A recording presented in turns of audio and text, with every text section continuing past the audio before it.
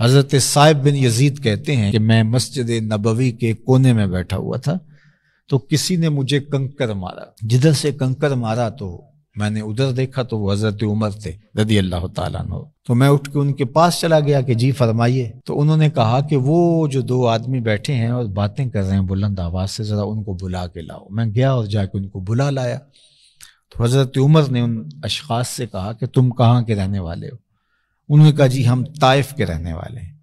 تو حضرت عمر بولے کہ اگر تم مدینے کے رہنے والے ہوتے تو میں تمہیں سزا دیتا، تم بلند آواز سے بول رہے ہو، جانتے نہیں یہ مسجد رسول اللہ کی ہے؟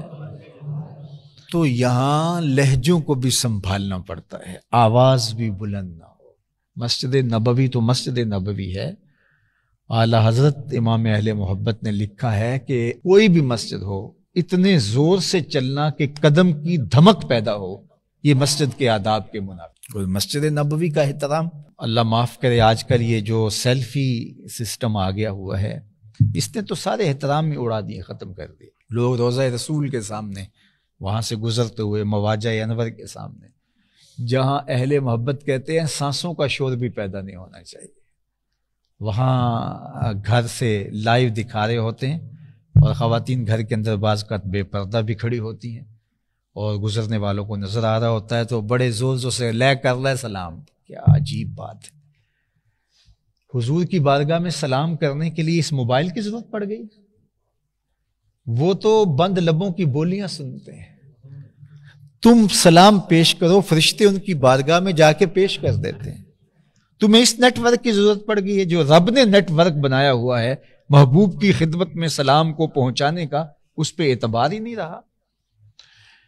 تو یہ کیا بے ادبی کا ماحول فروغ پذیر ہو گیا، اور وہاں زور زور سے باتیں ہوتی ہیں اور روضہ انور اور مواجہ نور کی طرف پشت کر کے یوں سیلفی لی جا رہی ہوتی۔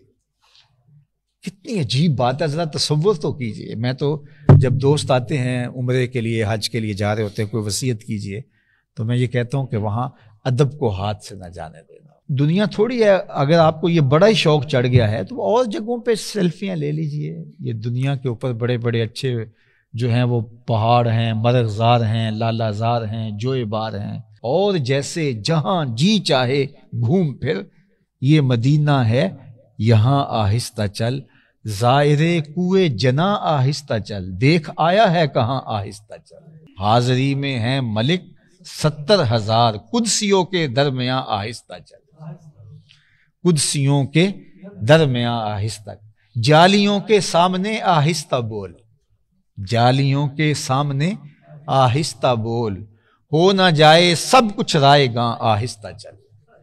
تو یہاں تو قدم قدم پہ احتیاط ہے، تو یہاں تو سانس لینا، ادب گاہیست زیر آسماں از عرش نازک تر۔ عزت بخاری کا شعر اقبال نے اپنے کلام میں درج کیا کہ یہ عرش سے بھی نازک مقام ہے، ادب گاہیست زیر آسماں از عرش نازک تر، نفس گم کردہ می آیت جنید و بایزید اینجا۔ یہاں تو جنید بغدادی بھی آتے ہیں تو سانسوں کو روک کے آتے ہیں، یہاں تو بایزید بستامی بھی آتے ہیں تو دم بخود ہوتے ہیں، آواز ہی نہیں نکل رہی ہوتی۔ اللہ اکبر۔ صحابہ حضور کی موجودگی میں بات کرتے تھے تو کانوں میں سرگوشیاں کرتے تھے، جب یہ آیت نازل ہوئی کہ میرے نبی کی آواز سے آواز اونچی نہ کرو۔ اللہ آپ کو نصیب کرے تو دیکھیں کہ روضہ انور کے اوپر اب بھی یہ آیت لکھی ہوئی ہے، لا ترفعوا اصواتکم فوق صوت النبی۔ اب بھی وہی حکم ہے جو حضور کی ظاہری حیات طیبہ میں تھی، اب بھی وہاں وہی حکم ہے کہ وہاں آواز کو پست رکھا جائے۔ لیکن یہ تو اب تو خیر لوگ شاید نعرہ بازی کرنا وہاں عشق سمجھتے ہیں، اور سمجھتے ہیں کہ ہم نے کوئی سعودی حکومت کو مات دے دی ہے اور ہم وہاں نعرے لگا کر آئے ہیں، جی ہم جیت کر کے آ گئے ہیں۔ دیکھو کہاں کھڑے ہو آپ، بارگاہ کون سی ہے؟ یہاں قدم قدم پہ احتیاط ہے، لے سانس بھی آہستہ کے دربار نبی۔